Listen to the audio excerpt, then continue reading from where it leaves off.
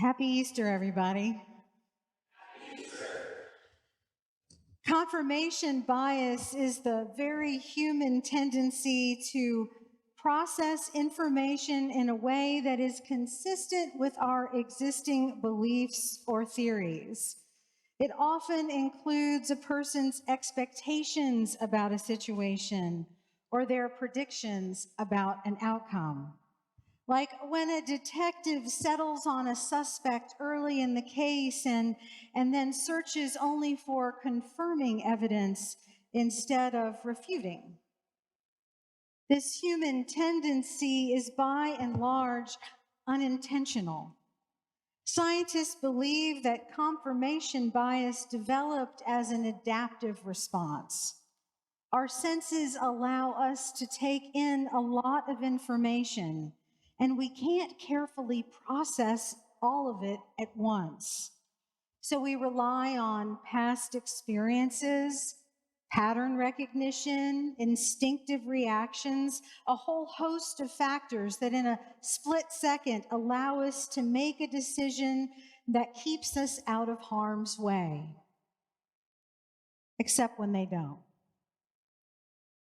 There's a tipping point when our worldview, the frame we use to make sense of and understand the world, ceases to work in our favor.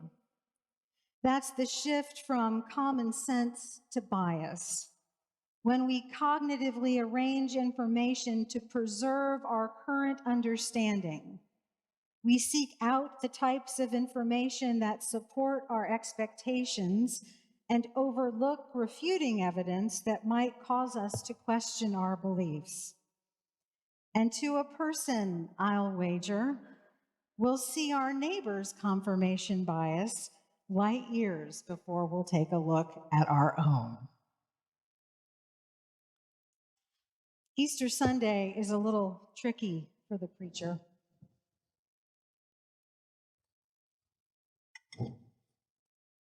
The good news of Easter for some is a familiar joy, a story whose meaning has slowly deepened and taken root in one's own story, so that the transformative power of love and liberation and rebirth makes sense, because in some measure, we have experienced these things in life. They are not a wish or a far-off hope. We know, we've caught a glimpse. And so like Mary Magdalene, when she runs back to the disciples, we too can declare, I have seen the Lord. But for others, the message of Easter isn't like that. It feels disconnected, like the distance between the harsh realities of the world and the good news, that gap. That gap. And to be fair, it is one heck of a gap. Standing on the edge, one may wonder, is it a leap of faith or a leap of folly? I wonder, with apologies to Kierkegaard, if for some of us it isn't a leap at all, but more like a slow walk, 2 steps forward, 1 step back, a way of love that with each traverse disrupts our worldview, the frame through which we interpret information, what is real, our life.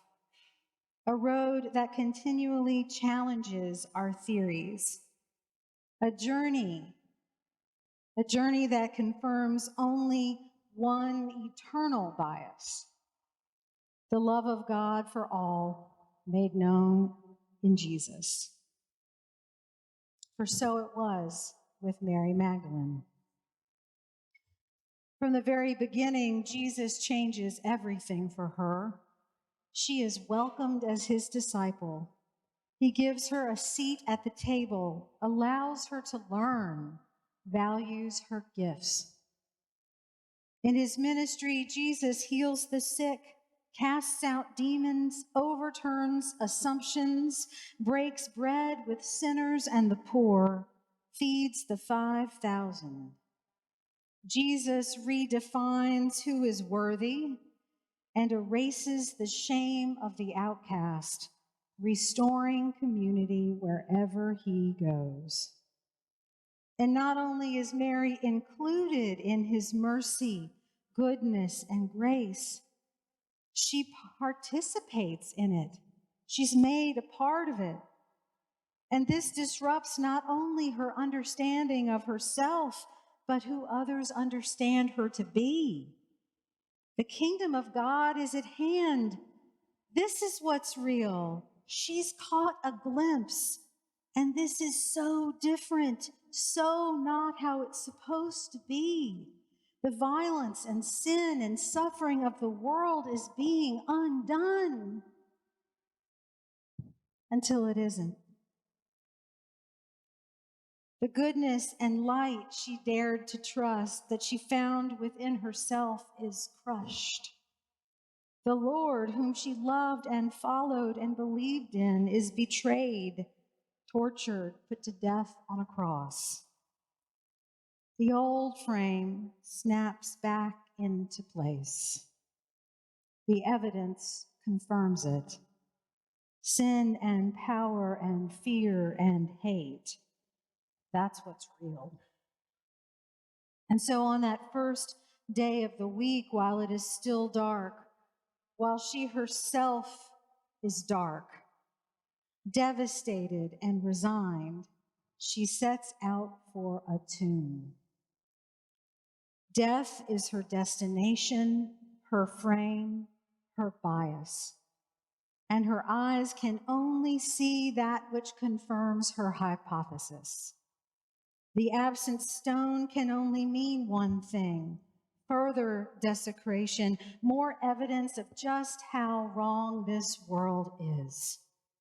She runs to tell the disciples, and still her focus is on finding the evidence of the death that she knows is there. Where have they laid him?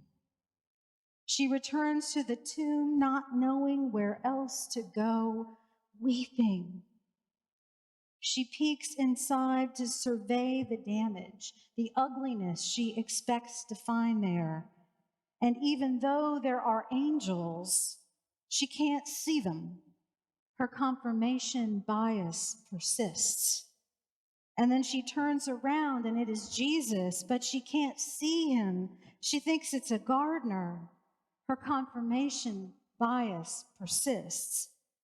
She can only see what she's looking for. But then Jesus asks her, "Who are you looking for? Who are you looking for?" And then he speaks again and calls her by her name. The frame shatters. Death does not prevail. Love rises. Jesus lives.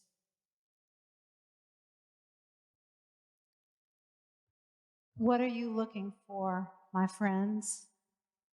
What are you looking for?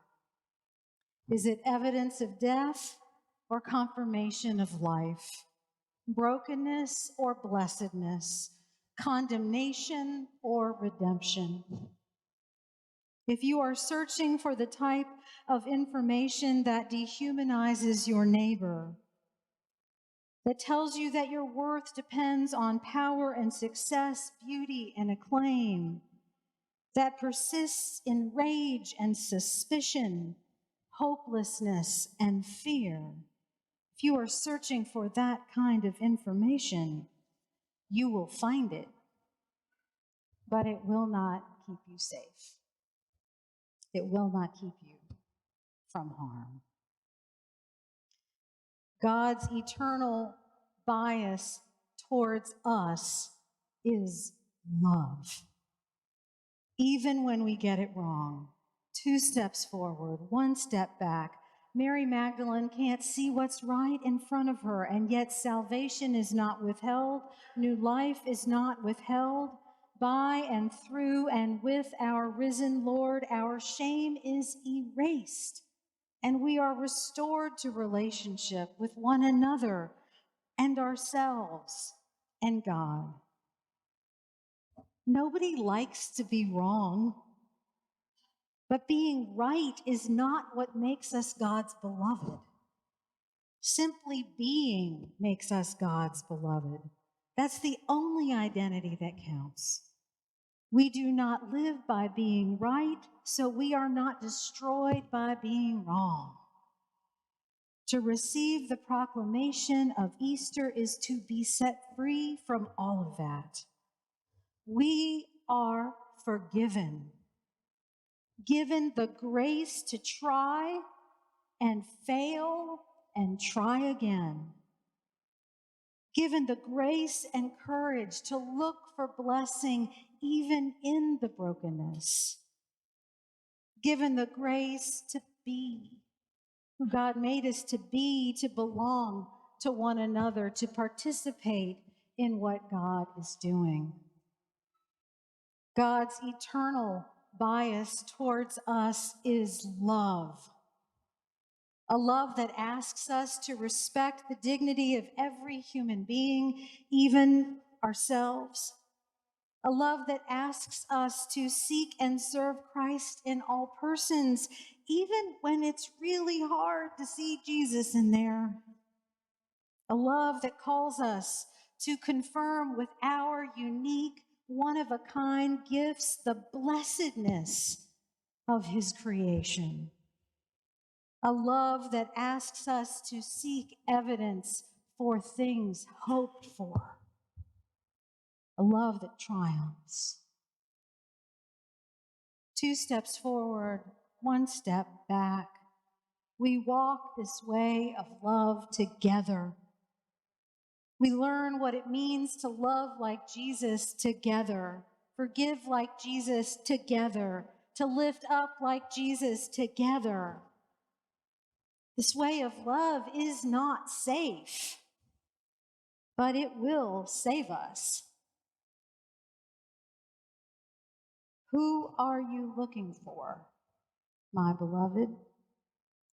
Who are you looking for? Death does not prevail. Love rises. Jesus lives. And I have seen the Lord. Amen.